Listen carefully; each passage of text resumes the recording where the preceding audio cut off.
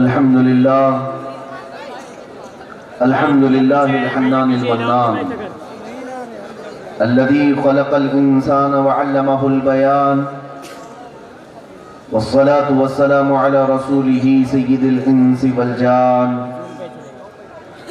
وعلى آله وأصحابه ذوي الخير والإحسان. أما بعد، فأعوذ بالله من الشيطان الرجيم. بسم الله الرحمن الرحيم.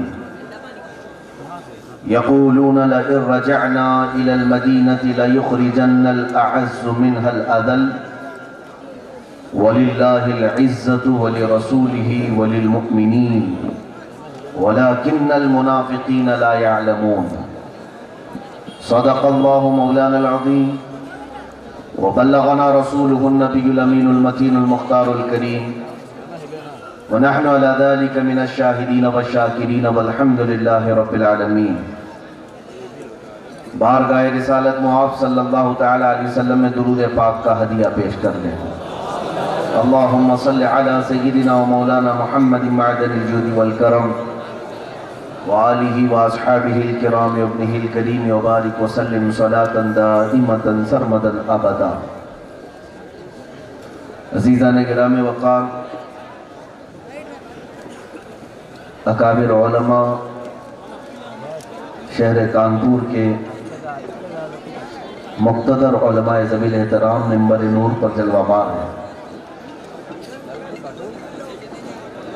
خصوصیت کے ساتھ حضرت علامہ مولانا مفتی یونس صاحب، دیگر اساتین ملت، اس سب منبر پر آج اس بات کے لیے جمع ہیں کہ ایک عظیم نائب رسول، فنا فی رسول، عاشق رسول حضرت علامہ قاری ریاض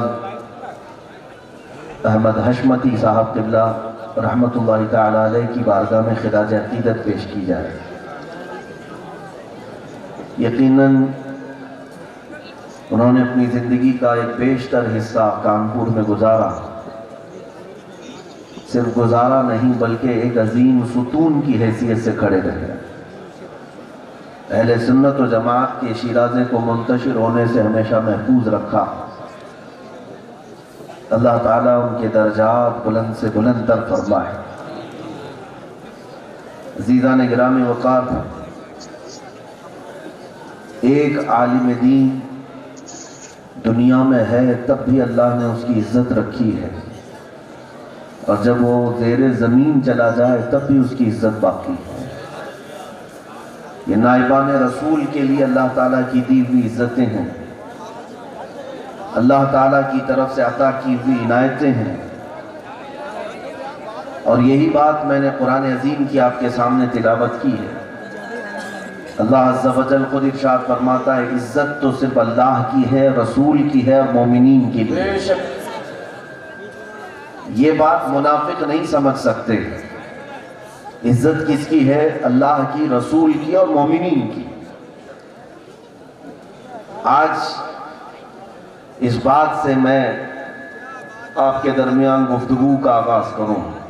قرآن نے سچ کہا کہ منافقین کو اس بات کی خبر نہیں کہ عزت کس کی ہے، بلکہ کھلے کفار و مشرکین کو بھی اس بات کی خبر نہیں ہے. اسی لیے آپ کے اتر پردیش کے بھگوا بابا یہ کہتے ہیں کہ مولانا لوگوں سے ڈرنے کی آوشکتا نہیں ہے، یہ جہاں بھی جائیں گے شک کی نگاہ سے دیکھے جائیں گے. شاید سنا ہوگا آپ نے. میرے عزیزوں، جن لوگوں کو جنگل میں رہنا چاہیے جب وہ تخت پر بیٹھتے ہیں تو ایسی الٹی سیدھی باتیں کرتے ہیں. ہر آدمی کو اپنے میدان میں ہی رہنا چاہیے. جب آدمی اپنا میدان بدل لیتا ہے تو پھر وہ کہاں سے بول رہا ہوتا ہے اسے خود خبر نہیں ہوتی.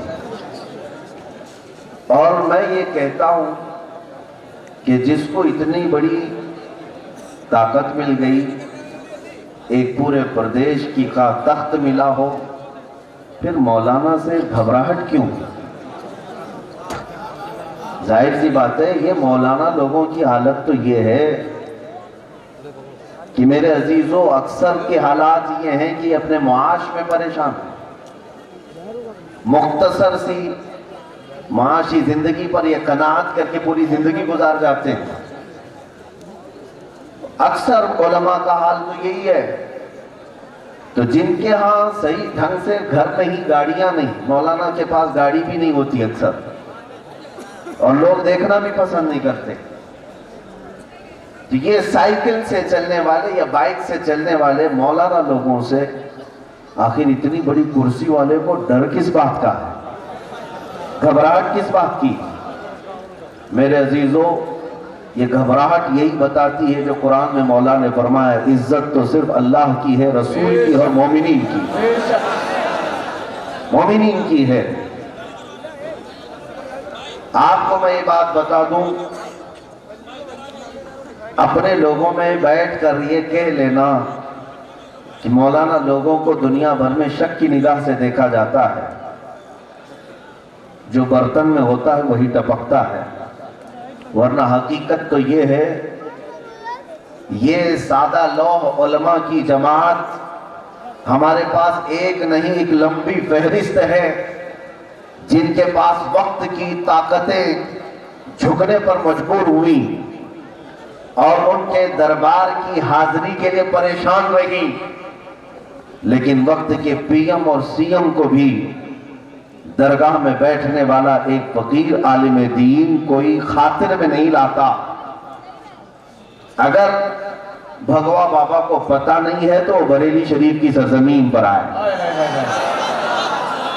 پتہ چل جائے گا کہ الحمدللہ اعلیٰ حضرت کی درگاہ پر برسوں سے آج بھی یہی رواج رہا ہے، نہ طاقت نہ تخت نہ حکومت کی طرف دیکھا گیا، بلکہ اللہ کی طرف سے جو ملی دولت ہے اسی کو آج بھی خانقاہ سنبھالی ہوئی ہے۔ کیا یہ دنیا کو پتہ نہیں وقت کے پی ایم نے بھی حاضری کی کوشش کی تھی؟ کیوں ان مولانا لوگوں کے پاس آئے تھے؟ اور آپ کو پتہ ہے بہت دور کی بات نہیں، میرا مادر علمی جامعۃ الرضا بریلی شریف کا دروازہ، بریلی شریف کا وہ ادارہ جس کو حضور تاج الشریعہ بدر الطریقہ رحمت اللہ تعالیٰ علیہ نے بنیاد اخلاص کے ساتھ رکھا، اور آج اس کی چمکتی ہوئی عمارتیں موجود ہیں۔ اس کے دروازے کی حیثیت یہ ہے کہ تمہارے ٹرپل شری بھی دروازہ کراس نہیں کر سکے، شاید پتہ ہو ٹرپل شری یہ دروازہ کراس نہیں کر سکے، اس لیے نہیں کہ وہاں کے پرنسپل نے یا وہاں کے بڑے کسی استاد نے ان سے ملنے سے منع کیا، بلکہ جامعۃ الرضا میں پڑھنے والے چھوٹے طلباء نے بھی اندر آنے نہیں دیا۔ میرے عزیزوں میں یہ باتیں صرف اس لیے کہہ رہا ہوں کہ اللہ تبارک و تعالیٰ نے علماء دین کو کل بھی عزت سے نوازا تھا، آج بھی عزت کے ساتھ ہے۔ جن کو تم کہتے ہو شک کی نگاہ سے دیکھا جاتا ہے وہ کوئی اور ہوں گے، وہ کوئی اور ہوں گے۔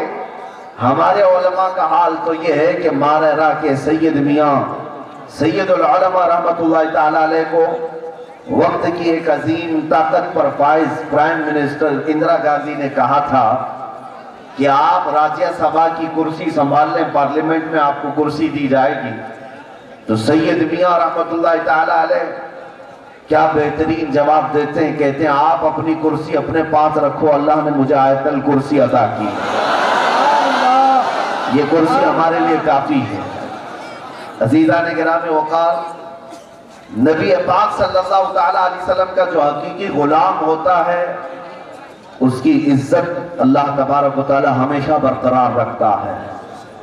دنیا میں وہ جہاں پر بھی جائے عزت نہ کپڑوں سے ہے نہ چہرے سے ہے، عزت صرف ایمان کی بدولت ہے۔ اور جن علماء کو ہم نے دیکھا، پڑھا اور سنا، ماضی میں بھی وہ عزت کے ساتھ تھے، آج بھی الحمدللہ وہ عزت کے ساتھ ہیں۔ انہی علماء میں ایک نام مولانا ریاض احمد حشمتی صاحب کا تھا۔ کبھی نہ وہ ڈبل پالیسی کرنے والوں میں شمار کیے گئے، نہ یہ حکومت وقت کی چاپلوسی کرنے والوں میں شمار کیے ہوئے۔ اللہ تبارک و تعالی علماء حق کو اسی طرح ہمارے سروں کا تاج بنائے رکھے۔ میرے عزیزوں، اب میں بات کرتا ہوں مدینہ طیبہ کی۔ جب ایک غزوے میں میرے آقا صلی اللہ تعالیٰ علیہ وسلم تشریف لے گئے، غزوہ بنی مستلق، واپسی کے وقت ہوا ایسے کہ ایک کنویں پر جھگڑا ہو گیا۔ کس کا جھگڑا ہوا؟ حضرت عمر ابن خطاب رضی اللہ تعالیٰ عنہ کے غلام تھے، اور ان کا جھگڑا انصار صحابہ میں سے کسی ایک کے غلام کے ساتھ ہوا۔ دو غلاموں نے جھگڑا کر لیا۔ حضرت عمر کے غلام مہاجرین میں سے تھے، ہجرت کر کے آئے ہوئے تھے، اور انصار مدینے کے رہنے والے تھے۔ تو یہ جھگڑا اتنا بڑھ گیا کہ انصار اور مہاجرین دونوں آپس میں ٹکرا گئے۔ انصار کی جماعت اور مہاجرین کی جماعت کو اس بیچ میں آنا پڑا۔ پھر رسول پاک صلی اللہ تعالیٰ علیہ وسلم جب ان کے درمیان تشریف لائے تو صلح صفائی کے بعد دونوں معاملات ختم ہو گئے، معاملہ ٹھنڈا ہو گیا۔ لیکن ایک بات میں کہتا ہوں، اس وقت ایک عبداللہ بن ابی نام کا شخص منافق تھا، جو اپنا نام مسلمان، حضور کی ابتدا میں نماز پڑھنا، جنگوں میں شرکت کرنا سب کرتا تھا، لیکن دل میں حضور کی عداوت اور بغض رکھتا تھا۔ اس نے کیا کہا جانتے ہیں؟ مدینے میں رہنے والا، وہ انصار صحابہ کے ساتھ تھا۔ جب اس نے دیکھا کہ مہاجرین یہ مکہ سے آئے ہوئے، ان کو 2 سال نہیں گزرے کہ اب ہمارے غلاموں کے ساتھ بھیڑنے لگ گئے، مدینے والوں کے ساتھ جھگڑنے لگ گئے، تو عبداللہ بن ابی کہتا ہے یقولون لئن رجعنا الى المدینة لیخرجن الاعز منها الاذل۔ اس نے کہا کہ جب ہم مدینے واپس لوٹیں گے تو ہم عزت والے لوگ ہیں، ان ذلیلوں کو پکڑ کر کے ہم نکالیں گے۔ کس کے لیے کہا اس نے؟ وہ انصار صحابہ، جو وہ مہاجرین صحابہ جو مکہ سے ہجرت کر کے آئے تھے، ان کے متعلق عبداللہ بن ابی نے کہا یہ سب ذلیل لوگ ہیں، ان کو ہم مدینے سے نکالیں گے۔ اس میں حضرت ابوبکر صدیق بھی ہیں، حضرت عمر بھی ہیں، حضرت عثمان و علی رضوان اللہ تعالیٰ علیہ مجمعین بھی ہیں، خود رسول پاک بھی ہیں ہجرت کر کے آنے والوں میں۔ جب اس نے یہ بات کہی، توجہ چاہتا ہوں میرے عزیزوں، ایمان کسے کہتے ہیں توجہ سے سن لیں۔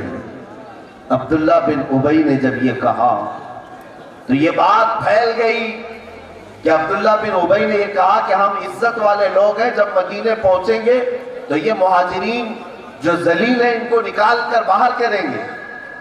یہ باتیں آج بھی کی جا رہی نا، مسلمانوں کو نکال دیا جائے گا، ان کو یہاں سے ختم کر دیا جائے گا۔ سورہ منافقون کی آیت ہے یہ، تو اس کے جواب میں اللہ تبارک و تعالیٰ نے آیت بھی نازل فرمائی۔ لیکن جو معاملہ ایمان کا ہے وہ میں بتاتا ہوں۔ عبداللہ بن ابی جس شخص نے یہ بات کہی تھی، اسی منافق کے بیٹے حضرت حباب صحابی رسول، حضور پاک صلی اللہ تعالیٰ علیہ وسلم کے ایسے عاشق کہ منافقین میں سے نہیں۔ باپ منافق تھا، بیٹا کامل مومن تھا۔ حضرت حباب قریب آئے، حضور پاک صلی اللہ تعالیٰ علیہ وسلم سے عرض کیا، یا رسول اللہ صلی اللہ تعالیٰ علیہ وسلم، مجھے خبر ملی ہے کہ میرے باپ نے اس طرح کی بات کہی کہ مدینے لوٹیں گے تو عزت والے ہم لوگ ذلیلوں کو نکالیں گے۔ اے اللہ کے رسول، اگر آپ حکم دیں تو میں اپنی تلوار سے میرے باپ کی گردن اڑا دوں۔ جس نے یہ جملہ کہا ہے، نبی پاک صلی اللہ تعالیٰ علیہ وسلم نے فرمایا حباب ابھی نہیں۔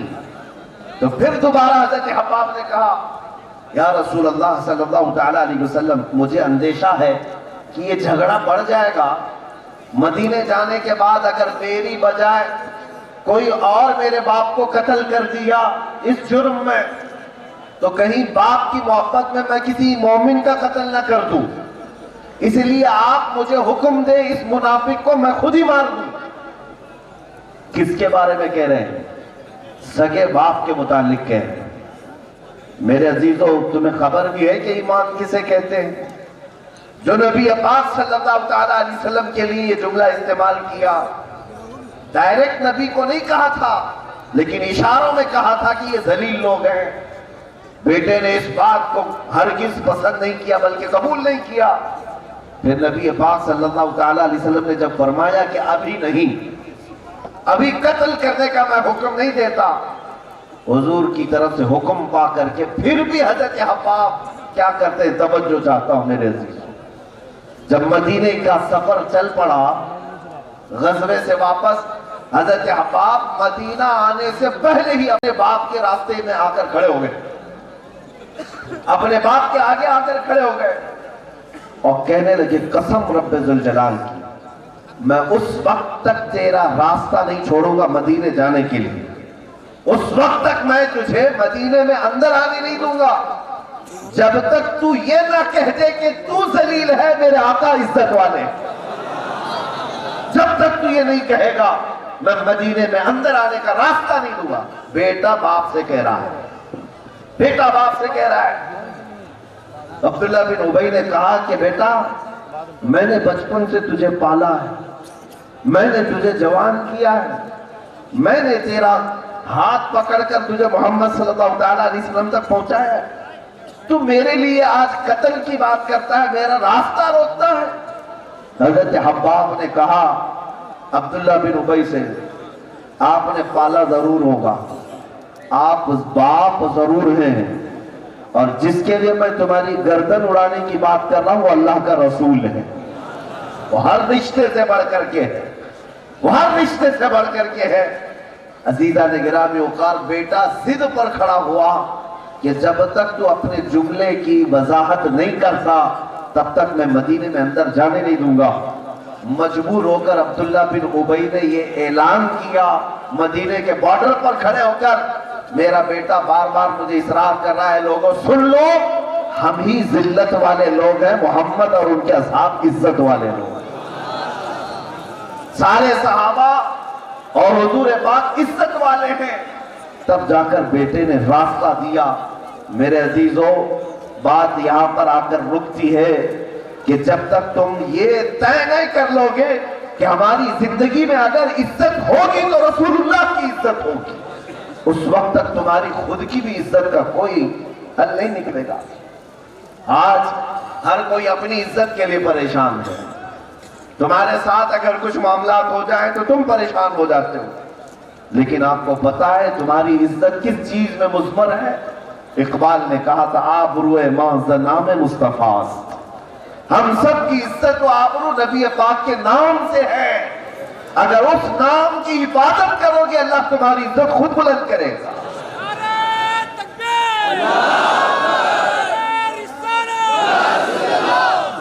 میرے عزیزوں، آج 100 سال کا عرصہ گزر گیا، ان محفلوں میں، ان جلسوں میں اعلیٰ حضرت کا نعرہ کیوں لگایا جاتا ہے؟ 100 سال گزر گئے، ہم میں سے کس نے اعلیٰ حضرت کو دیکھا؟ کون ہے جو ان کے زمانے کا یہاں پر بیٹھا ہے؟ نہ دیکھا ہے نہ ملا ہے، باوجود اس کے ان کے نام کے نعرے ہی مجمع کو گرم کرنے کے لیے کافی ہوتے ہیں۔ کیوں؟ اس لیے کہ اس فنا پر رسول، عاشق رسول امام احمد رضا نے زندگی بھر اگر کوئی کام کیا ہے تو میرے مصطفیٰ سے ٹوٹ کر محبت کی ہے، ان کے نام کی حفاظت کی ہے۔ جہاں نبی پاک صلی اللہ علیہ وسلم کے نام پاک کی طرف کسی کا ہلکا بھی توہین کا اشارہ ہوتا، ان کا قلم جلال میں آتا تھا۔ جانتے ہیں اعلیٰ حضرت کو گالیاں دینے والے کم نہیں تھے اس زمانے میں بھی، ان کے باپ داداؤں کو کوسنے والے بھی کم نہیں تھے، لیکن ان کی 1000 سے زیادہ کتابوں کو اٹھا کر کے ایک لائن مجھے بتا دو کہ اعلیٰ حضرت نے اپنے خاندان پر دی گئی گالیوں کا دفاع کیا ہے، ڈیفنس میں کہا ہے کہ نہیں میرے باپ ایسے نہیں تھے، میرے دادا ایسے نہیں تھے، میرا خاندان ایسا نہیں تھا۔ ہزاروں گالیاں دینے والوں کو کبھی جواب نہیں دیا، لیکن اگر کسی نے اتنا بھی کہہ دیا کہ رسول اللہ کا جبہ میلا ہو گیا تھا، اعلیٰ حضرت نے قلم اٹھایا اور کہا خبردار یہ جملہ کبھی نہ کہنا۔ اعلیٰ حضرت کہتے ہیں اگر حضور پاک صلی اللہ تعالیٰ علیہ وسلم کے جبہ پاک کی بات بھی آئے تو یوں کہنا کہ گرد و غبار نے مصطفیٰ کے جبے کا بوسہ لیا ہے، گرد و غبار نے نبی پاک کے دامن کو چوما ہے۔ میلہ کیا چیز ہوتی ہے؟ میلہ کس کو کہتے ہیں؟ ارے محمد کے غلاموں کا کفن میلہ نہیں ہوتا، رسول اللہ کے لباس کو میلہ کیسے کہا جائے؟ اتنی بات بھی وہ اعلیٰ حضرت برداشت نہیں کرتے۔ عزیزان گرامی وقات، یہی بات تو ہے کہ 100 سال گزر جانے کے بعد بھی مولا کریم نے ان کے جلووں کو اب بھی زندہ رکھا ہے۔ بے نشانوں کا نشان مٹتا نہیں، مٹتے مٹتے نام ہو ہی جائے گا۔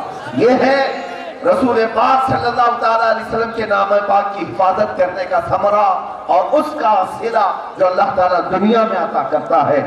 اے مومنو، اگر تم اپنی عزت چاہتے ہو، اپنا وقار، اپنے مقام اور بلندی چاہتے ہو، تو صرف اور صرف ایک ہی فکر کرو، نبی پاک کے نام کی حفاظت ہو۔ ان کی طرف کوئی انگلی بھی اٹھے تو میں اسے برداشت نہ کر سکوں، ان کی طرف اگر کوئی توہین کا جملہ بھی کہے میں برداشت نہ کر سکوں۔ آپ کو پتا ہے سلطان صلاح الدین ایوبی اس فضل جلیل کا نام ہے جس کو آج انگریز بھی سلام کرتے ہیں۔ ڈنمارک اور اٹلی جیسے بڑے بڑے یورپین کنٹریز میں صلاح الدین ایوبی کو پڑھایا جاتا ہے۔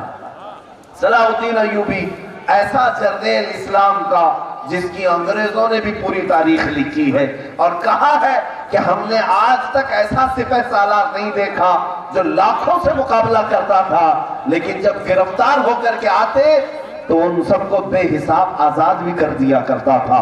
صلاح الدین ایوبی کا تلوار اٹھانا یا لڑنا اس لیے نہیں تھا جو اقبال نے کہا ہے کہ شہادت ہے مطلوب و مقصود مومن، نہ مال غنیمت نہ کشور کشائی۔ نہ وہ تخت کے لیے لڑتا تھا، نہ تاج کے لیے لڑتا تھا، نہ مال کے لیے لڑتا تھا۔ عزیزان گرامی وقات، میں صلاح الدین ایوبی کی ایک بات آپ کو بتا دوں، ایک بات، اس کو صلاح الدین بنائی کس چیز نے؟ کس چیز نے بنایا؟ وہ فاتح بیت المقدس ضرور ہے، مومنین کا ایک عظیم خلیفہ ضرور ہے، لیکن ایک وصف ایسا خاص نظر آتا ہے زندگی میں۔ صلاح الدین ایوبی کی ایک عادت یہ تھی کہ جنگ میں جو قیدی آتے ان لوگوں کو بے حساب معاف کرتا، آزاد بھی کرتا، اور بڑے بڑے جرنیلوں کو آزاد کرتا۔ لیکن ایک وقت ایسا آیا، ملک شام میں ایک قافلہ مسلمانوں کا کئی سفر پر تھا، ایک عیسائی سپہ سالار جس کا نام برنس تھا، مسلمانوں کے قافلے پر حملہ کیا، گرفتار کیا، ان کا مال لوٹا، ان کو کوڑے بھی مارا، اس میں عورتیں بھی تھی، بچے بھی تھے اور جوان بھی تھے۔ لیکن اس برنس نام کے عیسائی سپہ سالار نے مارتے ہوئے ایک جملہ کہا تھا، اے مسلمانوں، کہاں ہے تمہارے محمد؟ بلاؤ اپنے محمد کو، کیوں نہیں بچاتا محمد؟ نعوذ باللہ من ذالک۔ یہ تانا مارا تھا، یہ تانا مارا تھا ایک عیسائی دشمن رسول نے۔ مومنین اس وقت مجبور تھے، مال کھائے، لٹ گئے، پٹ گئے، لیکن جب وہ لوٹ کر کے آئے تو یہ خبر صلاح الدین ایوبی تک پہنچی۔ اس وقت صلاح الدین ایوبی سخت بیماری کے عالم میں، بلکہ یہ آخری وقت چل رہا تھا، وہ اپنی موت کے انتظار میں تھے۔ لیکن جب یہ خبر دی گئی کہ ایک قافلے کو لوٹ کر کے برنس نے اس طرح کا تانا مارا کہ کہاں ہے محمد، بلاؤ، صلاح الدین ایوبی کی آنکھوں میں آنسو آ گئے، بارگاہ الہی میں ہاتھ اٹھایا، کہنے لگے اے رب ذوالجلال، میری بہت ساری باتیں تو نے مکمل فرمائی، صلاح الدین کی ایک خواہش پوری فرما دے کہ مجھے اتنی عمر اور دے دے تاکہ اس گستاخ رسول کو میں اسی دنیا میں فنا فی النار کر سکوں۔ اتنی میری دعا ہے، التجا ہے۔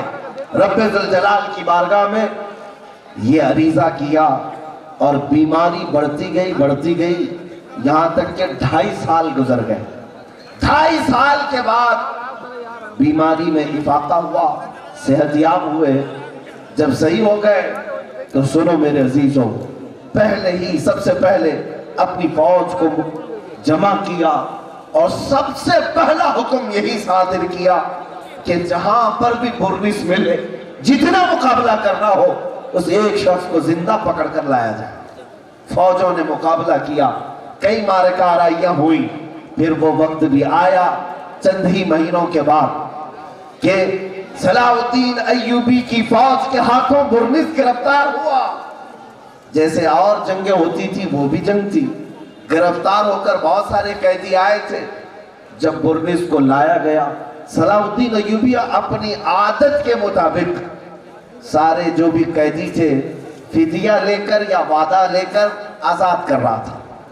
تم بھی آزاد ہو جاؤ اپنے وطن، دوبارہ تلوار نہ اٹھاؤ۔ ان وعدوں کے ساتھ آزادی ہو رہی تھی۔ جب برنس کا نمبر آیا، جب اس کی باری آئی تو برنس نے کہا میرے ساتھ کیا معاملہ کرو گے، کیا مجھے معاف نہیں کرو گے؟ صلاح الدین ایوبی کی آنکھیں لال تھی۔ کہا اگر تجھے میں نے معاف کر دیا تو اللہ کا عذاب آئے گا مجھ پر۔ اور اس کے بعد اسی برنس کو جس نے تانا مارا تھا اس کی گردن پر تلوار رکھ کر صلاح الدین ایوبی نے ایک جملہ کہا تھا، تو نے آج سے 2.5 سال پہلے نہت مومنین کی جماعت پر کوڑے برسائے، ان کا مال لوٹ کر کے ایک بات کہی تھی نا، بلاؤ اپنے محمد کو، کہاں ہے؟ دیکھ اے برنس، اس محمد نے مجھے بھیجا ہے تیری گردن لینے کے لیے، اسی محمد نے مجھے بھیجا ہے صلی اللہ تعالیٰ علیہ وسلم۔ اس کی گردن قلم کیا اور سجدہ شکر ادا کیا۔ میرے عزیزوں، یہ تو ایک تاریخ کا حصہ ہے۔ معاف کرنے والا ہزاروں کو معاف کرتا تھا، لیکن گستاخ رسول کو کبھی معاف نہیں کیا گیا۔ لیکن ساتھ میں ایک بات میں آپ کو یہ بھی بتا دوں، جو نام پاک کی عزت کے لیے اتنا مر مٹتا تھا، جانتے ہیں آپ 2.5 سال کا عرصہ جو صلاح الدین کا گزرا، جب سے وہ خبر لگی تھی کہ مومنین کی جماعت پر حملہ ہوا اور رسول اللہ کی شان میں توہین ہوئی، یہ جب سے خبر ملی تھی صلاح الدین ایوبی 2.5 سال تک بستر پر نہیں سوئے، بستر پر نہیں سوئے، اور زمین پر اپنے پیر کبھی لمبے نہیں کیا، جبکہ بیماری کی حالت بھی تھی۔ اور ان کے خدام کہتے بھی تھے کہ آرام کر لیں، سو لیں۔ صلاح الدین یہی کہتے، تم مجھے آرام کا مشورہ دیتے ہو جبکہ نبی پاک کی حرمت اور ان کی عزت پر حملہ ہوا ہے۔ کل بروز قیامت اگر مجھ سے سوال ہو جائے، اے صلاح الدین میرے نام کی توہین ہوتی تھی اور تو اپنے بستر پر سویا پڑا رہتا، میں رسول پاک کی بارگاہ میں کیا جواب دوں گا؟ یہ وہ وصف خاص ہے جو صلاح الدین کو فاتح اسلام، فاتح بیت المقدس بنایا۔ میرے عزیزوں، آپ کیا سمجھتے ہیں خلفاء اسلام اور ماضی قریب کے یا ماضی بعید کے جو عظیم بطل جلیل گزرے ہیں، ان کی اپنی طاقت کی وجہ سے نہیں، یہ نام مصطفیٰ کی حفاظت کی وجہ سے اللہ نے انہیں عزت عطا کی۔ ایک صلاح الدین کی بات نہیں، میں آپ کو مثال کے طور پر بتا دوں۔ آپ یہ تم تھوڑی دیر کے لیے بند نہیں کر سکتے؟ توجہ چاہتا ہوں، نبی پاک صلی اللہ تعالیٰ علیہ وسلم کے نام پاک کی حفاظت کی بات کر رہا ہوں۔ آپ کو پتا ہے صحابہ میں ایک نام ایسا بھی ہے جس کو سننے کے بعد ہر ایک کا جذبہ جوان ہو جاتا ہے۔ اس صحابی کا نام ہے سیدنا خالد ابن ولید، سیف اللہ المسلول۔ میں اکثر کہا کرتا ہوں، اے نوجوانوں، تاریخ اگر پڑھنی ہے تو خالد بن ولید کی کیوں نہیں پڑھتے؟ اور ایسے ویسے دنیا بھر میں جو لٹریچر پھیلائے گئے ہیں، فلموں کے ذریعے، سیریلز کے ذریعے یا ناولز کے ذریعے، تم ان میں سے ہیرو ڈھونڈتے ہو، ان میں اپنا آئیڈیل ڈھونڈتے ہو۔ تمہیں پتہ نہیں رسول اللہ کے صحابہ میں ایک ایک صحابی ایسا بہادر اور ایسا نڈر بطل جلیل ہے کہ ان کی تاریخ پڑھتے ہوئے کئی بزدلوں کا دل صاف ہو جاتا ہے، کئی لوگوں کی بیماریاں ختم ہوتی۔ سیدنا خالد بن ولید نے اپنی زندگی میں 125 جنگیں لڑی۔ 125 جنگیں کسے کہتے ہیں؟ کھیل کا میدان نہیں، جنگ کا میدان، جہاں ہمہ وقت تلوار گردن پر لٹک رہی ہوتی ہے، کبھی کسی کا نیزہ آ سکتا ہے، کبھی کسی کا تیر آ سکتا ہے۔ 125 جنگیں خالد بن ولید نے اپنی زندگی میں لڑی، اور اللہ تعالیٰ کی عنایت ایسی ان پر ان میں 125 میں ایک جنگ میں بھی کبھی شکست نہیں ہوئی، ایک جنگ میں بھی شکست نہیں۔ اور خود خالد بن ولید فرماتے ہیں میرے پورے جسم میں ایک بالشت جگہ بھی باقی نہیں جہاں تلوار یا نیزہ نہ لگا، پورے جسم میں ایک بالشت جگہ بھی اتنی کھلی نہیں ہے، پورے جسم میں کہیں نہ نیزہ، تلوار یا تیر کا گھاؤ ضرور ہوگا۔ وہ تو شہادت کی طلب میں دوڑے دوڑے میدان میں آتے تھے، لیکن آپ کو یہ بھی بات میں بتا دوں، جنگ کے موقع میں سیدنا خالد بن ولید کہتے ہیں کہ میرے ہاتھ سے 9 تلواریں ٹوٹی ہیں، 9 تلواریں ٹوٹی ہیں۔ میں آپ کو بتا رہا ہوں چاقو نہیں، تلوار، اور ایک تلوار کا وزن جو خالد بن ولید کا ہوتا تھا 35 کلو کا ہوتا تھا۔ وہ ایک ہاتھ سے تلوار اٹھاتے، ایک ہاتھ سے ڈھال، اور 9 تلواریں ٹوٹی لیکن قدم پیچھے نہیں ہٹایا۔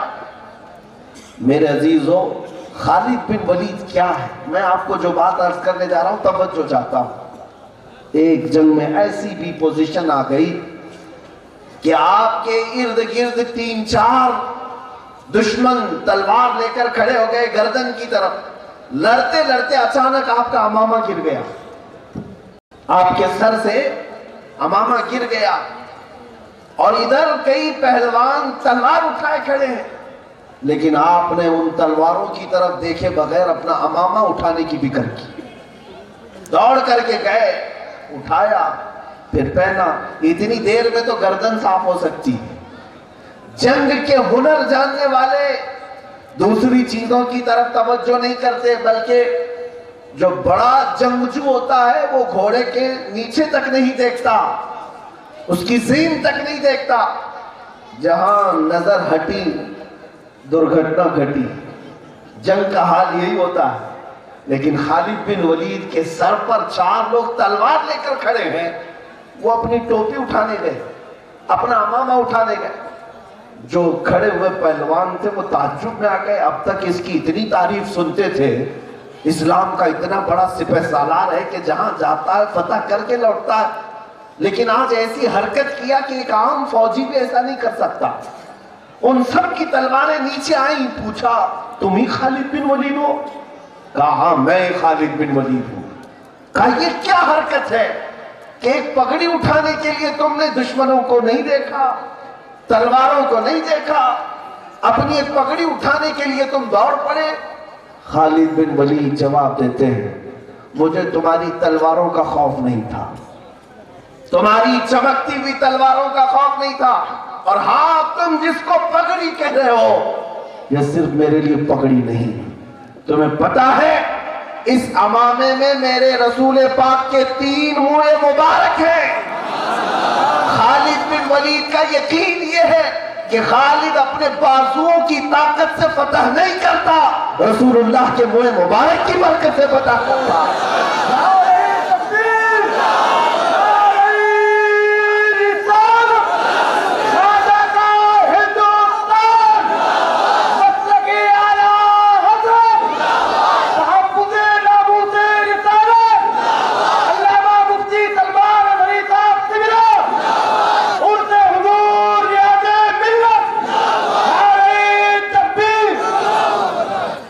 باتوں کو پیش کرنے کا میرا ایک ہی مقصد ہے نوجوانوں، سیدنا خالد بن ولید نے بھی یہی بتایا، تم فکر کرو رسول اللہ کی عزت کی، تم حضور پاک صلی اللہ علیہ وسلم سے ریلیٹڈ ہر چیز کی عزت کی فکر کرو، اور مولا تعالیٰ تمہاری عزت کو ہمیشہ سلامت رکھے گا۔ یہاں آج حالات ایسے ہیں کہ ہم اپنی عزت بچانے کے چکر میں کبھی گھر کا دروازہ بند کر کے بیٹھے ہوئے ہیں، کبھی ہم مصلحتوں کے شکار ہو گئے۔ لوگوں کو آج ایسا لگنے لگا کہ باہر آئیں گے تو پتہ نہیں کیا کیا لٹ جائے گا، جائیدادیں لوٹ لی جائیں گی، ہمارے بچے ختم کر دیے جائیں گے۔ میرے عزیزوں یہ خام خیالی ہے، جائیدادیں لوٹی جائیں، دکانیں ختم کی جائیں، کچھ فرق نہیں پڑتا۔ اگر تم نے نام مصطفیٰ کی عزت کے لیے سب لٹایا تو جو دینے والا مولا ہے وہ حی اور قیوم ہے، وہ حی اور قیوم ہے، اسے موت کبھی نہیں آئے گی۔ آپ کو پتا ہے اگر کوئی ظالم تمہاری دکانیں تمہاری جائیداد قرق کرتا ہے لوٹتا ہے مولا تو دیکھ رہا ہے رب ذوالجلال تو باخبر ہے وہ جب نوازنا چاہے تو تمہیں اس سے بھی کئی گنا زیادہ نعمتوں سے نوازے گا لیکن یہ تو تمہارا امتحان ہے کہ تم دنیاوی مال و متاع کی فکر میں نبی پاک کی عزت کا سودا کر لو گے حضور پاک کی عزت کو ہلکے ہاتھوں بکنے دے دو گے اس بات کے لیے میں ہمیشہ بیدار کرنا چاہتا ہوں مسلمانوں نبی پاک صلی اللہ علیہ وسلم کی عزت اگر تمہاری زمانے میں سلامت نہیں رہی تو اپنی عزت کا سوچنا بھی بند کر دو اپنی عزت کا خیال کرنا بھی بند کر دو اس لیے کہ یہ دستور ہے امام غزالی نے لکھا ہے کہ امت کے سامنے اگر نبی پاک کی توہین ہوتی رہی امت خاموش رہی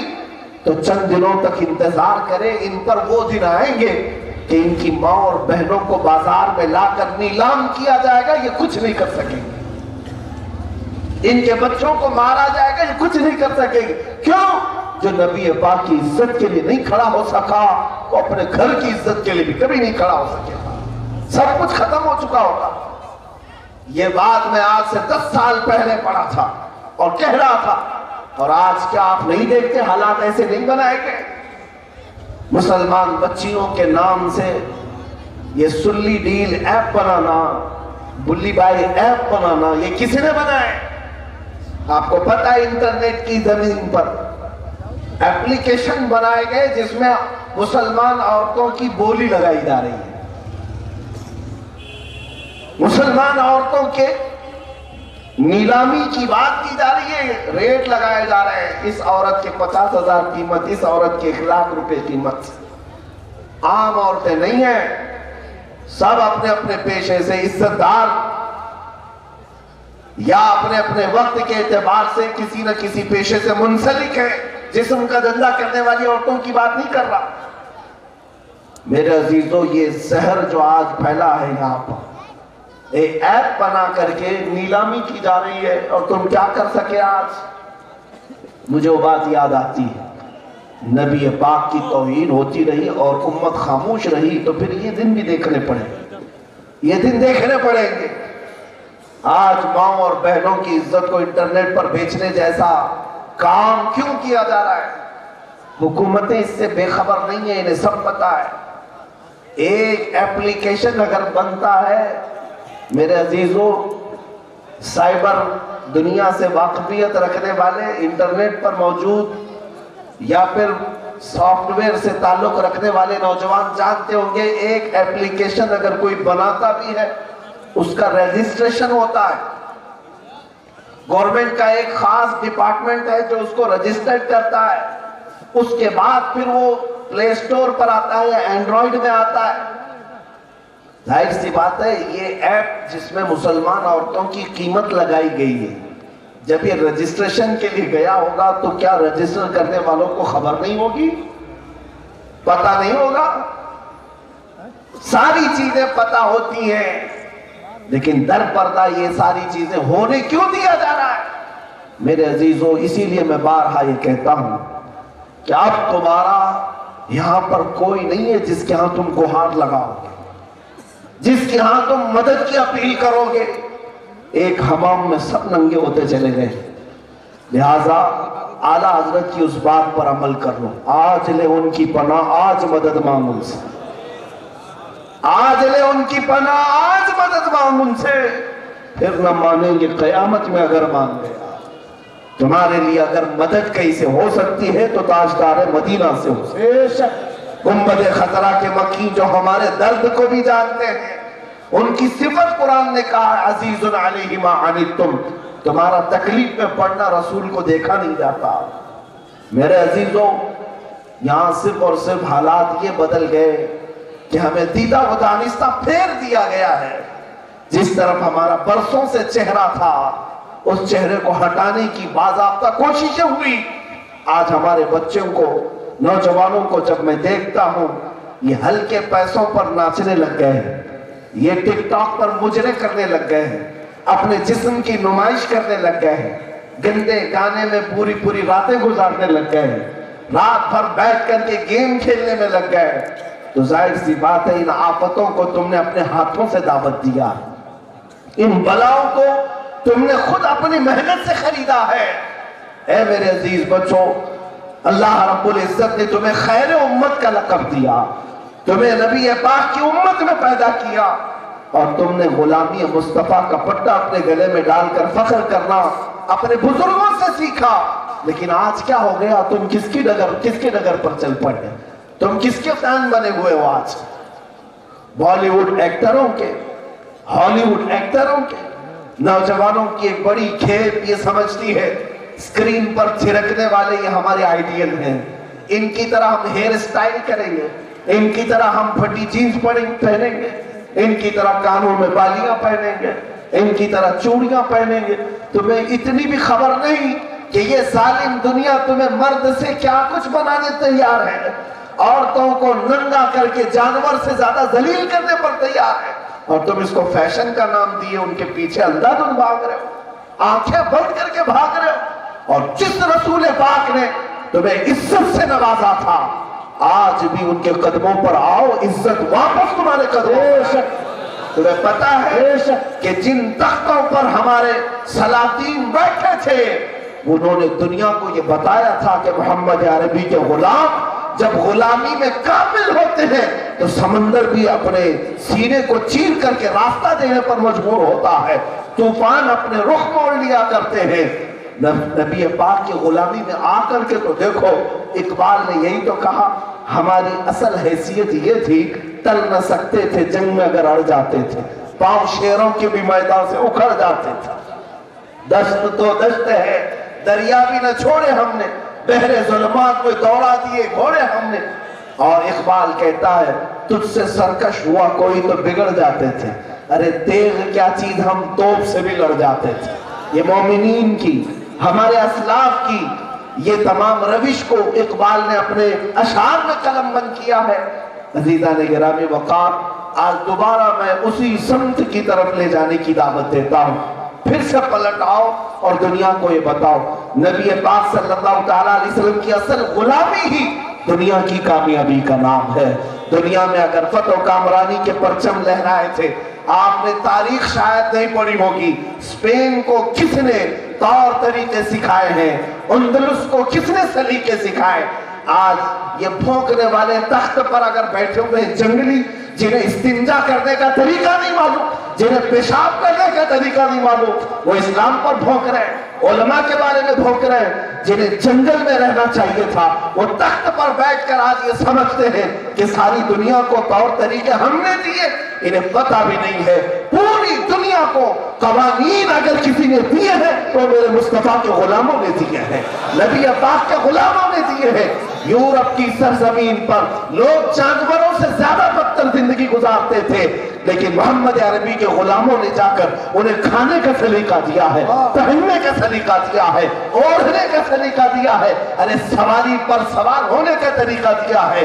عرب ہی نہیں، پوری دنیا کی بات کر رہا ہوں۔ اٹلی آج پاش کنٹری میں شمار ہوتا ہوگا، لیکن آج بھی اٹلی کے بادشاہوں کے خط مصر میں موجود ہیں، جنہوں نے اسپین میں موجود علماء اسلام کو خط لکھے تھے۔ بادشاہوں کی بات کر رہا ہوں، اٹلی کے بادشاہ، یورپ کے بادشاہ اپنے بچوں کو پڑھنے کے لیے علماء اسلام کے پاس بھیجتے تھے اسپین میں، اور یہ لکھ کر کے بھیجتے تھے آپ کی مہربانی ہوگی اگر ہمارے بچوں کو تھوڑا پڑھا دیں، ہمارے بچوں کو اگر سکھا دیں۔ علماء اسلام نے یورپ کے بڑے بڑے بادشاہوں کو پڑھایا بھی اور واپس لوٹایا بھی۔ اور جانتے ہیں اٹلی کی تاریخ میں میں نے یہ بھی پڑھا، جب اسپین میں علماء اسلام سے پڑھ کر کے کوئی بادشاہ کا بیٹا آتا تھا تو پوری پبلک اسے دیکھنے کے لیے جمع ہوتی تھی کہ محمد عربی کے غلاموں سے پڑھ کر کے آیا ہے۔ آپ کو پتہ نہیں ہے میرے عزیزوں، اس ظالم دنیا کو بھی میں بتانا چاہوں گا کہ ایک دو نہیں، میرے پاس سینکڑوں ایسے علماء کی تاریخ موجود ہے جنہوں نے دنیا کو کیا کیا سلیقے دیے ہیں۔ باضابطہ کتاب موجود ہے، ماذا قدم المسلمون للعالم، نبی پاک کے غلاموں نے دنیا کو کیا کچھ نہیں دیا۔ تمہیں پتہ ہے آج میڈیکل کی دنیا، آج سائنس کی دنیا میں سرجری ایک چیز ہوتی ہے، آپریشن کرنا، چیرنا پاڑنا اور بیماریوں کا خاتمہ کرنا۔ مجھے یہ بتائیں آج سرجری کی ایجاد کس نے کیا؟ یہ آپریشن تھیٹر میں لوگوں کا آپریشن کر کے اس کا علاج صحیح کرنا کس نے کیا؟ اس کی تاریخ میں جب جاؤ گے، ایک فقیہ اسلام غلام مصطفیٰ امام فخر الدین رازی کا نام تمہیں نظر آئے گا، اور بچوں کے امراض پر لکھی جانے والی سب سے پہلی کتاب امریکہ کی کیلیفورنیا یونیورسٹی میں پڑھائی جاتی رہی، جو بنیاد کی حیثیت رکھتی تھی، کسی اور نے نہیں، ابو علی سینا کی لکھی ہوئی تھی۔ آپ کو پتہ ہے دنیا کو ٹائم دیکھنے کا بھی طریقہ نہیں معلوم تھا، سب سے پہلے گھڑی جس نے ایجاد کی وہ میرے مصطفیٰ کے ایک غلام شیخ ہیثم کا نام آتا ہے۔ دنیا کو کشتی چلانے کا ہنر میرے مصطفیٰ کے غلاموں نے عطا کیا۔ ارے گھڑی دیکھنے کا سلیقہ تمہیں نبی پاک کے غلاموں نے دیا۔ دنیا میں کیا کچھ نبی پاک کے غلاموں نے نہیں دیا، بس المیہ یہ ہے کہ ان کے جو ہم غلام تھے خلق کے پیشوا رہے۔ سچ کہا اقبال نے، سچ کہا، پتے کی بات ہے۔ میرے پوری تقریر کا اگر کوئی خلاصہ نکلتا ہے تو یہ شعر ہے، ان کے جو ہم غلام تھے خلق کے پیشوا رہے، ان سے پھرے جہاں پھرا پھر آئی کمی وقار میں۔ عزت میں جو کمی آئی نا ہماری، آج اگر کسی نے ہمیں گیند بنایا ہے، ٹھوکروں پر رکھا ہے، صرف اس وجہ سے کہ ان سے پھرے کیوں، تم ان سے منہ موڑے کیوں؟ اسی لیے اقبال سے پوچھا گیا واپس عزت لانی ہے، ہمیں کیا کرنا چاہیے؟ ہم پھر سے وہی عزت کی طرف آنا چاہیے، کیا کرنا چاہیے؟ اقبال کہتا ہے طریق مصطفیٰ کو چھوڑنا ہے وجہ بربادی، اسی سے قوم دنیا میں ہوئی ہے بے اقتدار اپنی۔ پھر پوچھا کیا کریں عزت واپس لانے کے لیے؟ اقبال کہتا ہے ہمیں کرنی ہے شہنشاہ بطحا کی رضا جوئی۔ کیا کرنا ہے؟ ہمیں کرنی ہے شہنشاہ بطحا کی رضا جوئی۔ وہ اپنے ہو گئے تو رحمت پروردگار اپنی کی، محمد سے وفا تو نے تو ہم تیرے، یہ جہاں چیز ہے کیا لوح و قلم تیرے۔ اے میرے عزیز ساتھیوں، نبی پاک صلی اللہ تعالیٰ علیہ وسلم کی طرف لوٹ آنا اسی میں عزت ہے۔ آپ کو ایک دو نہیں ہزاروں مثالیں میں تمہارے سامنے رکھ سکتا ہوں۔ آپ کو پتہ ہے حضرت عمر ابن خطاب نے بھی لوگوں کو یہی کہا تھا، جب آپ کو امیر المومنین کہہ کر پکارا گیا، آپ کہتے ہیں لوگوں میں خطاب کا بیٹا عمر ہوں جس کو بچپن میں 2 بکریاں سنبھالنی نہیں آتی تھی، لیکن آج اللہ نے اتنی طاقت دی، مصر ان کے تحت ہے، عراق ان کے ماتحت ہے، یمن ان کے ماتحت ہے، شام، حجاز، نجد، فلسطین، یہ سب تنہا حضرت عمر فاروق کی نگرانی میں، جس کا مربع اسکوائر کلومیٹر 36 لاکھ کے برابر ہوتا ہے، تنہا حضرت عمر فاروق کی نگرانی میں۔ جانتے ہیں ملک شام میں ایک عورت اپنی بیٹی کو رات میں کہتی ہے دودھ میں تھوڑا پانی ملا لو، بیٹی کہتی ہے نہیں ملا سکتی، عمر ابن خطاب کی حکومت، عمر ابن خطاب کی خلافت ہے۔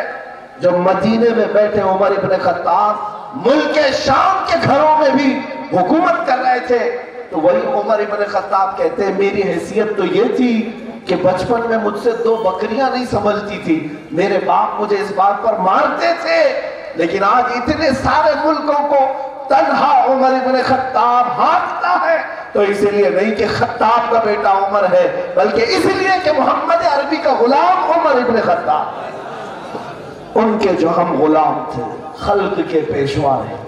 اسی لیے میرے عزیزوں آج میں اس بات کا اعادہ کرنے آیا ہوں آپ کے پاس۔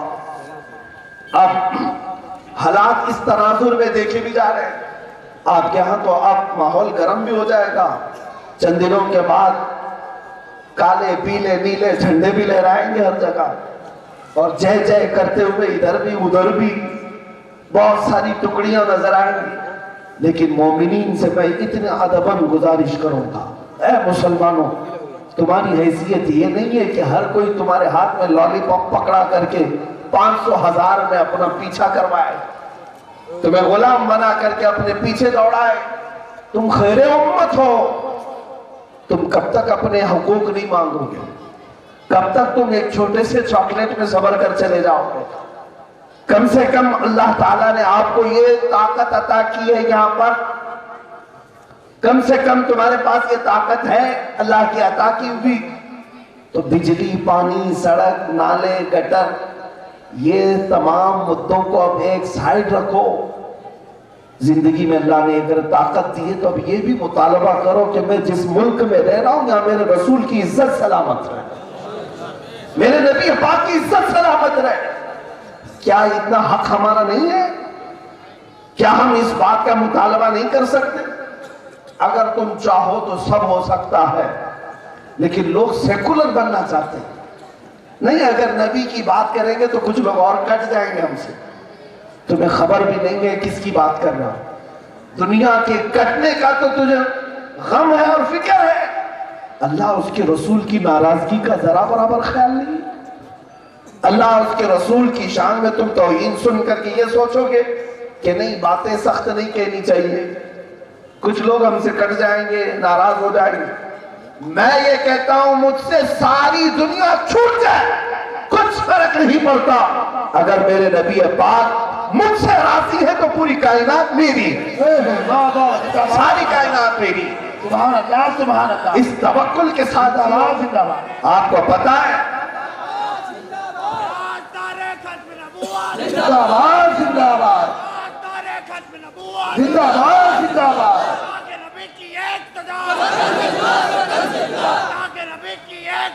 قدم سے جدا، قدم سے جدا،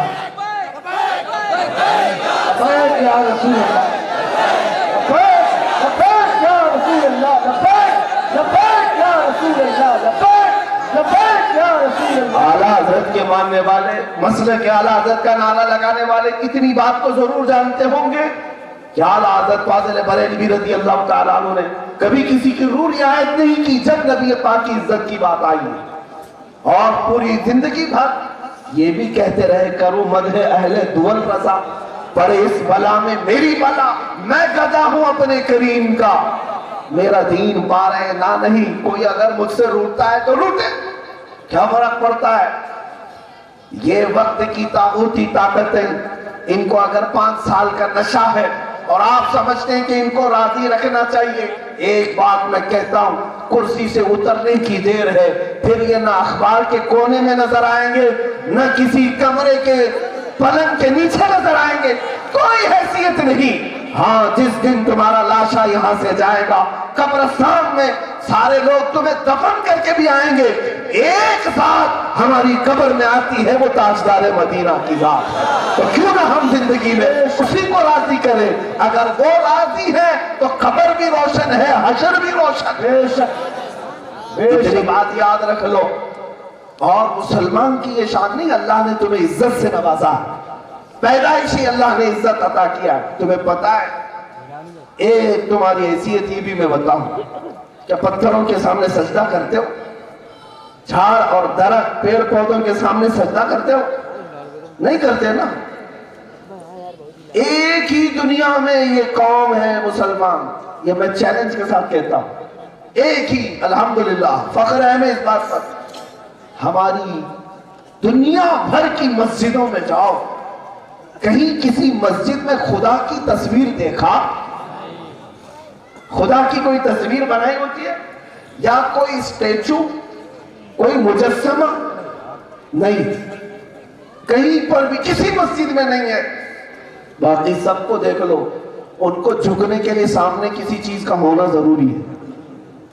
عبادت کا شوق اور ذوق اسی وقت ان کے پاس آتا ہے، چاہے وہ یہودی ہو، عیسائی ہو، ہندو ہو، کوئی بھی قوم ہو۔ خداؤں کی اپنی ایک ایک تصویر بنائی گئی ہے، یا ایک اسٹیچو ہے، ایک مجسمہ ہے، اس کے سامنے جھکتے ہیں۔ میرے عزیزو، صرف تنہا تمہاری شان ہے جو خدا کو دیکھے بغیر سجدہ ریز ہوتی ہے۔ یؤمنون بالغیب، تمہاری شان میں اللہ نے فرمایا کہ وہ لوگ ہیں جو بنا دیکھے اللہ پر ایمان لاتے ہیں۔ بنا دیکھے، دیکھا ہے کبھی خدا کو؟ پھر بھی ایمان ہے تمہارے پاس۔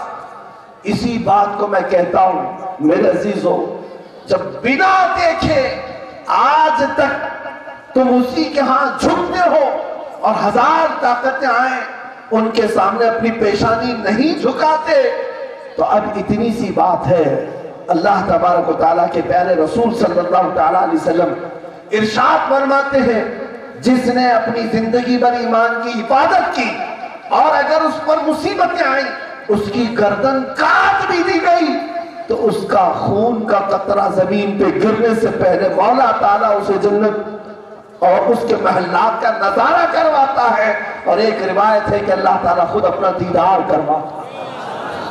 جس کو زندگی بھر نہیں دیکھا لیکن اگر اس کے لیے جان دے دی تو وہ مولا کریم اپنے دیدار سے مشرف فرمائے۔ عزیزان گرامی، اس آس کے ساتھ اگر جیو گے تو خوف دل سے نکل جائے گا، ڈر دل سے نکل جائے گا۔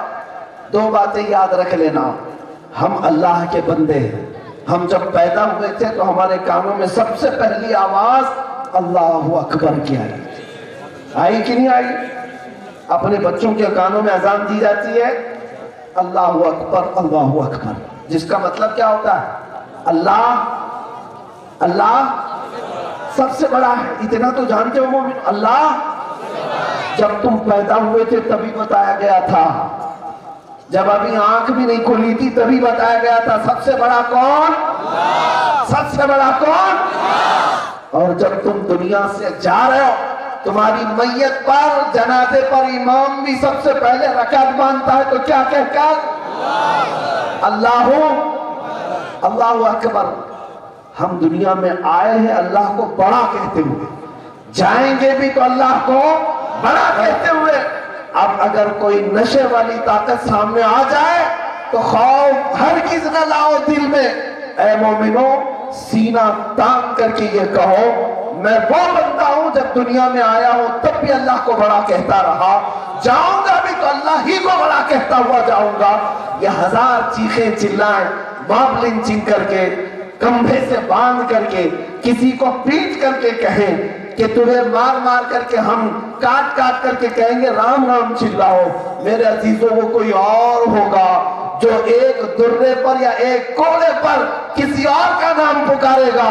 الحمدللہ ہم بلال حبشی کے وارثین میں سے ہیں، ہم خبیب بن عدی کے وارثین میں سے ہیں۔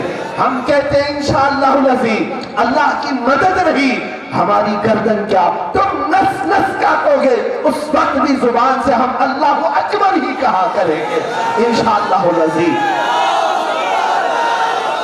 یا رسول اللہ زندہ باد، زندہ باد، زندہ باد، زندہ باد، زندہ باد۔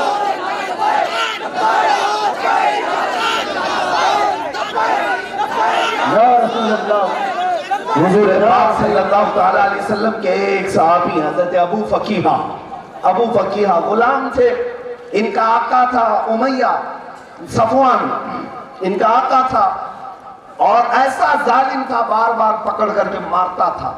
حضرت ابو فقیہ جیسے حضرت بلال حبشی پر ظلم کیا گیا ایسے حضرت ابو فقیہ، میں آپ کو بتاؤں ایک دن آقا حضرت ابو فقیہ کے پاؤں میں رسی ڈال کر کھینچتا ہوا مکہ کی گلیوں میں لے جا رہا ہے، کھینچتے ہوئے ان کی پیٹھ پوری چھل گئی اور ان کو مکے بھی مارتا کوڑے بھی مارتا۔ بیچ راستے میں ایک جانور نظر آیا، صفوان نے کہا ابو فقیہ یہی تیرا خدا ہے جس کی عبادت تو کرتا ہے؟ جانور کی طرف دکھا کر کے کہا جانتے ہو وہ غلام تھے، رسی سے بندھے ہوئے تھے، پیٹھ چھلی ہوئی تھی، کوڑے پڑ رہے تھے، تب بھی ابو فقیہ نے زمین پر لیتے ہوئے کہا صفوان جانور نہیں، تیرا اور میرا دونوں کا خدا اللہ ہی ہے، اللہ ہی ہے۔ اس بات پر ان کو پیر سے اتنی تیز اس نے ٹھوکر ماری کہ وہ نیم مردہ ہو گئے، 2 دن تک انہیں ہوش نہیں آیا۔ میرے عزیزو ہمارے اسلاف نے ہمیں یہ امانتیں دی ہیں، اب میں آپ کو یہ بات بتا دوں اقبال نے کیا کہا تھا، توحید کی امانت سینوں میں ہے ہمارے، آسان نہیں مٹانا نام و نشاں ہمارا۔ جو لوگ آج اسلام پر بھونک رہے ہیں یا مسلمانوں کی دشمنی کا زہر پھیلا رہے ہیں، ان سے میں کہتا ہوں تمہیں کیا خبر ہے؟ تم کیا سمجھتے ہو اسلام کسی گلی محلے کا دین ہے؟ یہ مسلمان قوم کسی ایک بستی کی قوم کا نام ہے؟ اسلام اس عظیم درخت کا نام ہے جس کی جڑیں تحت الثری میں ہے، اس کی شاخیں اوج ثریا پر ہے۔ اس اسلام کو مٹانے کی بات تو دور کی، اس کے ایک پتے کو بھی تم ہلا نہ سکو گے۔ بڑے بڑے آئے اور بھونکتے چلے گئے، ان کا نشان بھی مٹ گیا۔ یونان و مصر و روما سب مٹ گئے جہاں سے۔ اقبال کہتا ہے یونان و مصر و روما سب مٹ گئے جہاں سے، باقی مگر ہے اب تک نام و نشاں ہمارا۔ کچھ بات تو ہے کہ مٹتی نہیں ہستی ہماری، کچھ بات تو ہے کہ مٹتی نہیں ہستی ہماری، صدیوں رہا ہے دشمن دور زماں ہمارا۔ اور پھر اقبال نے یہ بھی کہا باطل سے ڈرنے والے اے آسماں نہیں ہیں ہم، باطل سے ڈرنے والے اے آسماں نہیں ہیں ہم، 100 بار کر چکا ہے تو امتحان ہمارا، 100 بار کر چکا ہے تو امتحان ہمارا۔ میں ہندوستان کے مسلمانوں کو یہ میسج ضرور دینا چاہوں گا اعلیٰ حضرت کی طرف سے، ان کے پیغامات کی طرف سے، اس میسج پر عمل کر لو۔ خوف نہ رکھ رضا ذرا تو تو ہے عبد مصطفیٰ، خوف نہ رکھ رضا ذرا تو تو ہے عبد مصطفیٰ، تیرے لیے امان ہے، تیرے لیے امان ہے۔ یہاں پر اگر ڈرانے والی غرانے والی طاقتیں آئیں تو تم یہ بات یاد رکھو کہ بغداد 5 بار ٹوٹا، 5 بار توڑا گیا، مومنین کے خون سے دریائے دجلہ کو لال کر دیا گیا، قاہرہ پر حملے ہوئے، طرابلس ختم کیا گیا۔ آپ کو پتا ہے افغان کی کیا حالت کی گئی، پوری دنیا میں یمن کو آج توڑا جا رہا ہے، شام کو برباد کیا جا رہا ہے۔ سب کچھ ہو جانے کے بعد بھی پھر بھی میں یقین کے ساتھ کہوں گا اسلام کی فطرت میں قدرت نے وہ لچک دی ہے، جتنا ہی دباؤ گے اتنا ہی وہ ابھرے گا، جتنا ہی دباؤ گے اتنا ہی وہ ابھرے گا۔ آج دلی کے دنگے ہوں، مظفر نگر کے دنگے ہوں یا کہیں کے بھی ہوں، اگر یہ سمجھتے ہیں کہ چند لوگوں کو مار پیٹ کر کے ویڈیو بنا کر وائرل کر کے خوف اور دہشت کا ماحول پیدا کیا جائے تو ان سب سے یہی کہنا باطل سے ڈرنے والے اے آسماں نہیں ہیں۔ ہمارا دین اتنا ہلکا اور سستا نہیں ہے، اتنا ہلکا اور سستا نہیں ہے کہ تمہارے صرف غرانے کی وجہ سے دین چھوڑ دیں۔ میں ان مسلمانوں کی بات نہیں کرتا جو آدھار کارڈ اور ووٹر آئی ڈی پر بکتے ہوں، میں ان مسلمانوں کی بات بھی نہیں کرتا جو 500 1000 کے لیے کسی کی جے بھی جے پکارتے ہو۔ مسلمان تو وہ ہے جو ہر زمانے میں یہ کہتے تھے کسی کی جے بھی جے کیوں پکارے، کیا غرض ہم کو، ہمیں کافی ہے سید اپنا نعرہ یا رسول اللہ، ہمیں کافی ہے سید اپنا نعرہ۔ عزیزان گرامی وقار، اس بات کی طرف میں آپ کو لے کر واپس آ جاتا ہوں۔ قرآن کی آیت جو میں نے تلاوت کی، وَلِلَّهِ الْعِزَّةُ وَلِرَسُولِهِ وَلِلْمُؤْمِنِينَ، عزت اللہ کی ہے، رسول کی ہے، مومنین کی ہے۔ وَلَكِنَّ الْمُنَافِقِينَ لَا يَعْلَمُونَ، اللہ فرماتا ہے لیکن منافق اس بات کو نہیں جانتے۔ اگر یہ تان و تشریح کرتے ہیں تو اس کی طرف توجہ کی ضرورت نہیں۔ بس اے نوجوانوں، تمہارا مطمع نظر، تمہارا مقصود نظر صرف ایک ہی ذات ہو کہ میرے رسول راضی ہے تو میرا رب بھی راضی ہو جائے گا۔ اور اللہ نے مجھے اس کے پیچھے چلنے کا حکم نہیں دیا، بلکہ اللہ نے مجھے میرے قرآن میں حکم دیا ہے تو مدینے کے تاجدار کے پیچھے چلنے کا حکم دیا ہے۔ تو آج آپ سب کو یہی دعوت دیتا ہوں، آؤ ادھر ادھر کی بات نہ کرو، نہ میں کا ذکر نہ پینے کی بات کرتے ہیں، ہم اہل دل ہیں، مدینے کی بات کرتے ہیں۔ صبا نہ چھیڑ ابھی سنبل و گلاب کا ذکر، ہم اپنے نبی کے پسینے کی بات کرتے ہیں۔ مومنین، آپ سب کو ایک بات کی طرف عہد کر لینا چاہیے، آج سے میری زندگی کی صبح و شام اس طرح سے گزرے گی۔ اس شامیانے میں ریاض ملت کے عرس میں آنے والوں سے میں ایک عہد لینا چاہوں گا، اے نوجوانوں، آج سے اٹھ کر جانے کے بعد اپنی زندگی کے صبح و شام اس طرح سے گزارو، میں سو جاؤں یا مصطفیٰ کہتے کہتے، میں سو جاؤں یا مصطفیٰ کہتے کہتے، کھلے آنکھ میری सल्ले अला कहते कहते फिर तुम देखना तुम्हें किसी बात का खौफ दुनिया में नहीं सताएगा, डर नहीं सताएगा। ज्यादा से ज्यादा दुनिया किस बात से डराएगी? जेल की सलाखों से, फांसी के फंदे से, मौत की सजा से।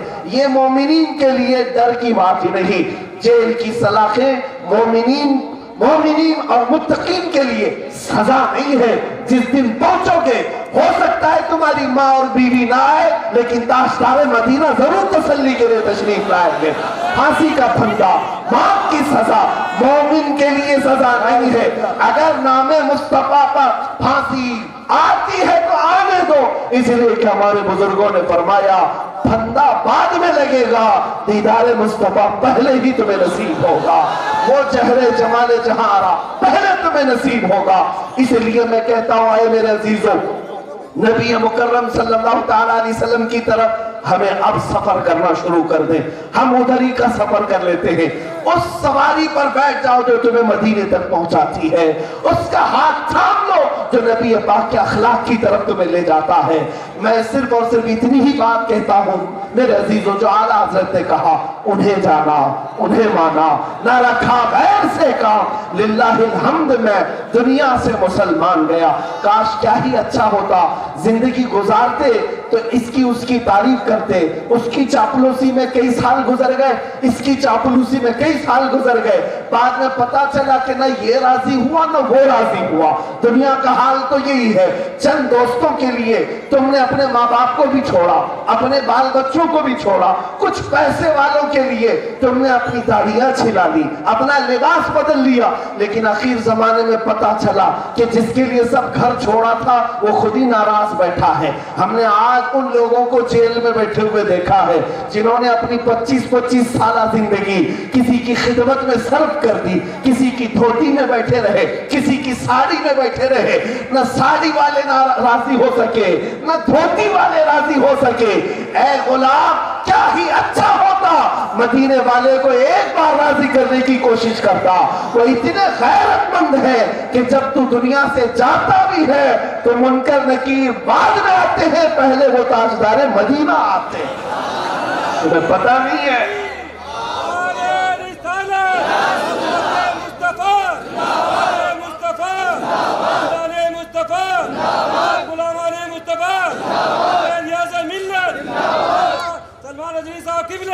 मेरे अजीजों, ये मिंबर पर बैठने के बाद ये मजमे का हमारी तरफ मुतवज्जो होना, या हमारी ये जो इज्जत चाहे वो गुलपोशी के जरिए से हो या उलमा की जरिए से हो, ये इसलिए नहीं कि मैं किसी बड़े बाप का बेटा या किसी हुकूमत के तख्त का वारिस नहीं।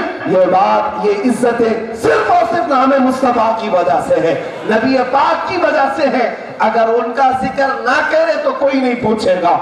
जब तक बिके न थे तो कोई पूछता न था, जब तक बिके न थे कोई पूछता न था। या रसूल अल्लाह, तुमने खरीद कर हमें अनमोल कर दिया, तुमने खरीद कर हमें अनमोल कर दिया। बात इतनी सी है, इज्जत उसी की जो रसूलुल्लाह की बात करेगा, जो नबी पाक की गुलामी में आ जाएगा।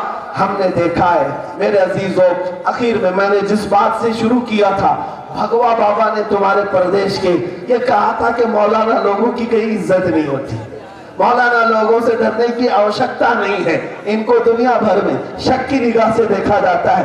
अरे पाखंडियों, तुम्हें खबर नहीं, 1-2 साल कबल ही अगर बरेली शरीफ आगे होते और ताज शरिया के आखिरी सफर को एक बार देख लिया होता तो पता चलता इज्जत किसे कहते हैं। तुम दुनिया में हुकूमतों के और तख्तों की इज्जत करते होंगे, लेकिन मुस्तफा का गुलाम जब जनाजे में सो जाता है करोड़ों सर उसके लिए कुर्बान होने को तैयार।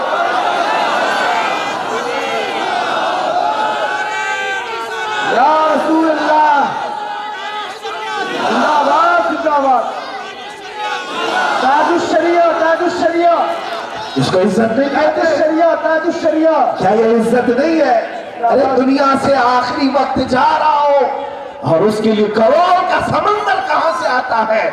तुम कहते हो मौलाना लोगों की इज्जत नहीं होती, शक की निगाह से देखा जाता है, शक की निगाह से देखा जाता है। ہم خود وہاں پر حاضر رہے 48 گھنٹے کے بعد جو جسم پاک اپنے آخری سفر کے لیے جا رہا ہے 48 گھنٹے کے بعد تم مرو گے تو 4 گھنٹے میں سڑ جاؤ گے ناک بھی بہے گی بھیجا بھی بہے گا مگر ایک عاشق رسول کو ہم نے 48 گھنٹے کے بعد دنیا سے جاتے دیکھا ہے لیکن ہاتھ لگاؤ جسم پر تو ایسا لگتا جیسے زندوں کا خون سرکتا یہ میرے مشاہدے کی بات کر رہا ہوں مشاہدے کی بات کر رہا ہوں میرے عزیز 48 گھنٹوں کے بعد بھی جسم نرم و نازک ہے مردوں کے جسم تو کڑک ہو جاتے ہیں اور دوسروں کے ہم نے دیکھے ہیں تم تو توڑ کے بٹھاتے ہیں کڑک ہو جائے توڑ کے بٹھاؤ گے لیکن ہم نے ایک عاشق رسول کا آخری سفر دیکھا میرے عزیزوں وہ اس لیے کہ اس عاشق رسول نے زندگی بھر حضور کی خدمت کی ہے نبی پاک کے نام کی حفاظت کیا زندگی پوری وقت کیا نبی پاک کی حرمت اور ان کی عزت کی حفاظت کے لیے اور جانے سے پہلے میرے آقا سے یہ کہہ کر کے گیا میں مروں تو میرے آقا یہ ملائکہ سے کہنا اسے کوئی مت جگانا ابھی آنکھ لگ گئی ہے تیرے دامن کرم میں جسے نیند آ گئی ہے وہ فنا نہ ہوگی اسے زندگی ملی ہے اور زندگی بھر اسی عاشق رسول نے سارے مومنین کو یہ سمجھایا تھا اگر یہ عزت چاہتے ہو کہ کروڑوں کے کندھے تمہیں ملے عزت جنازے پر بھی ملے تو ایک بات پر عمل کر لینا بلحوثن سیم و زر کی بندگی اچھی نہیں انہوں نے یہ میسج دیا تھا بلحوثن سیم و زر کی بندگی اچھی ارے حرم شہر یار رم تاجدار حرم نوبہار شفاعت پہ لاکھوں سلام مصطفیٰ جان رحمت پہ ڈال دی قلب میں عظمت مصطفیٰ ڈال دی قلب میں عظمت مصطفیٰ سیدی اعلیٰ حضرت پہ لاکھوں سلام مصطفیٰ جان رحمت پیلا جانشی میرا رضا شاہ اختر رضا جانشی میرا رضا شاہ اختر رضا ان کی نورانی صورت پہ لاکھوں سلام مصطفیٰ